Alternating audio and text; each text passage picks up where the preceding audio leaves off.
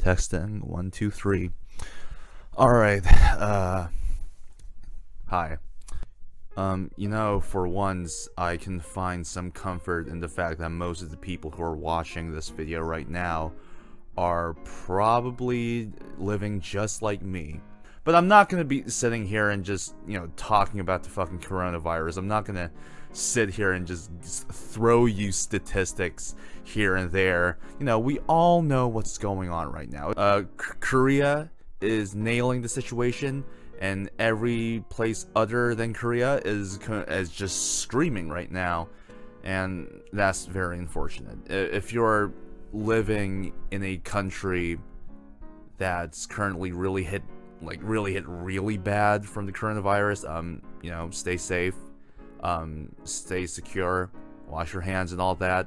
Also, try to, straighten your priorities and be content with the situation that is as of now, because we can't all just collectively sulk in our rooms and think about how we're not going to be able to see, I don't know, Deftones and System of a Down and MCR and Rage Against the Machine this year. There are much more important things you need to care about. So, because that's what I was doing. I was just sitting there thinking, man, I'm not going to be able to see all these people this summer. But now, I'm through that.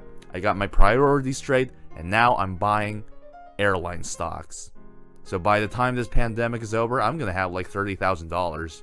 So yeah, I shaved off my facial hair for multiple reasons, but the main reason was that I started really thinking about why I was growing facial hair. It was partially for, kind of experimenting on whether or not I can grow facial hair, but it was also because a part of me wanted to look older, but then I realized that there are people out there who are willing to look like cartoon characters just to not have a single wrinkle on their face. They want to look younger so badly.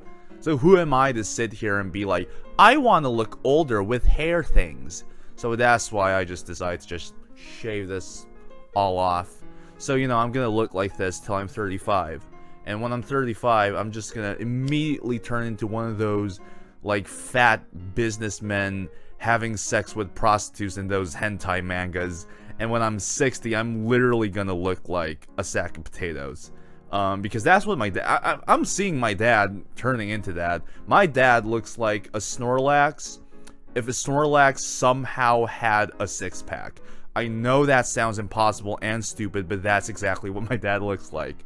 So, that's what I'm going to be looking like.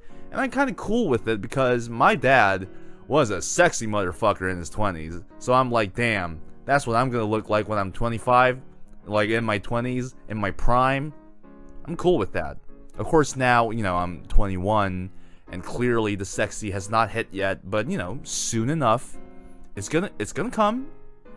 Soon. Not now, but, in 2 or 3 years. And if it doesn't come then I clearly got the bad genes, and I'll just have to deal with that somehow. All this stuff about looks and whatnot, obviously we care about our looks to A, be content with ourselves, and B, we want to be attractive to other people. Most of us, at least. I guess I am too. I guess I want to be attractive. I don't know. No, I do know. I want to be attractive. But, that I was thinking about this one girl that I was tutoring a few years, 4 years ago. I was helping this girl out.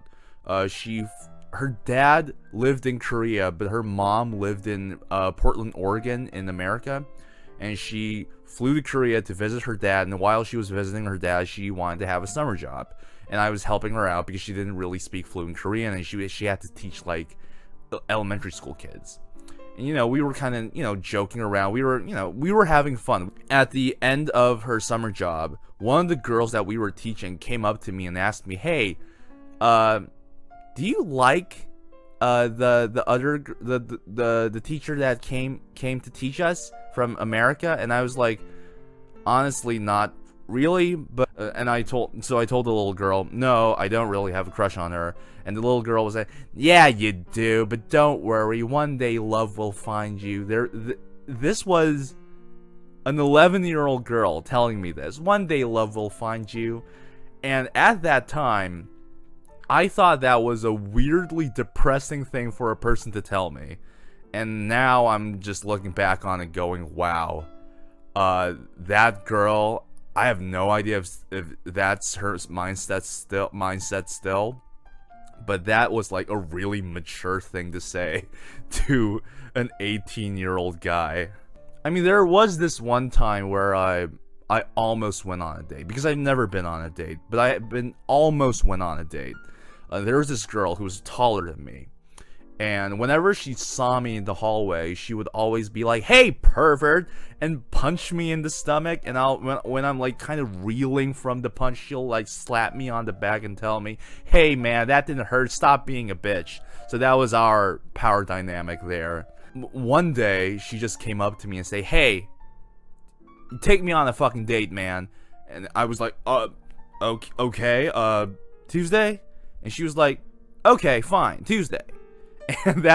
And we just like decided to go on a date. And Tuesday came, we were going to see a movie, but none of the movies that were playing at the time were movies that I wanted to see. So I thought, okay, I called her and I asked her, "Hey, I don't really want to see any of these movies that are out right now. Do you like want to like watch a movie at my place?" And she said no, and I was like, okay. And then we never went on that date. And she, the next day she came up to me and said, "Hey, why didn't you like take me somewhere else?" And I was like, "I don't know. I didn't know where to go. I don't know how to do this." And she was like, "You're a fucking idiot." And she just left. She never like talked to me again. And recently I was telling one of my friends this story, and she was like, "Dude, she liked you." And I was like, "Well, girls are fucking weird." That's how I have no idea how people date as teenagers. Because teenage boys and girls, they're fucking crazy, man. Every one of them's fucking crazy. They're stupid, they don't know what they want, and we don't know how to tell everyone what we do want. See, here's what needs to happen for me.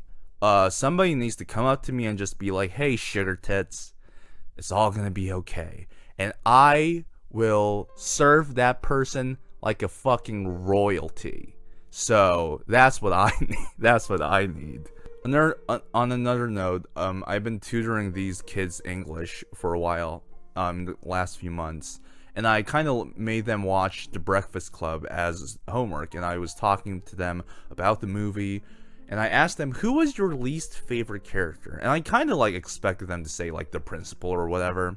Because these are young kids. I thought, there's that the character who represents power and oppression. They're obviously gonna hate that character. But no, all of the kids had the same answer. They said Allison.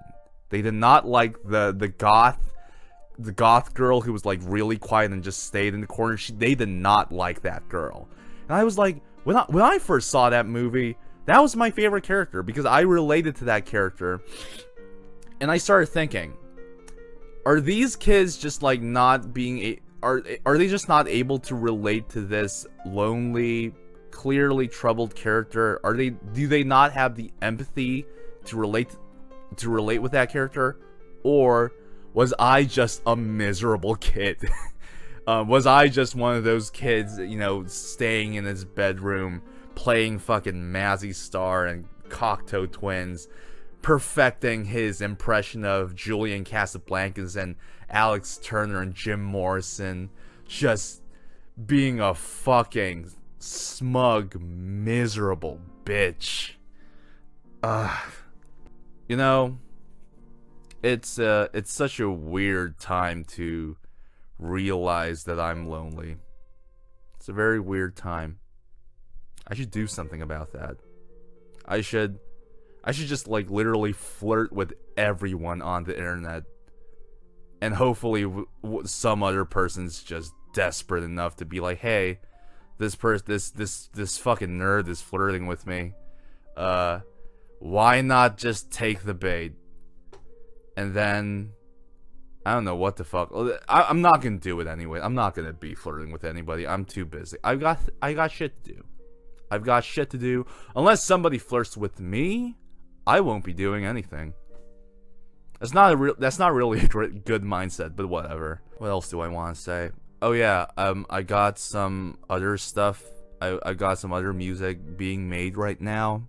I'm gonna be releasing them one by one, some with visuals, some not with visuals. I'm gonna try and buy that VPN thing and then get a Spotify account and then upload it on Spotify, and that's gonna cost a lot of money every month, but whatever. I got the money. I still have a job, for Christ's sakes. I live in a country that's basically like somewhat controlling the fucking virus. I'll be fine. The rest of you, stay safe. Wash your hands. Don't kiss your dogs too many times because they might have the virus too. And don't let your cats outside because apparently the cats can bring the coronavirus to your homes. Man, this is a paranoid time. This is not a good time to try and not be lonely. But whatever. Bye.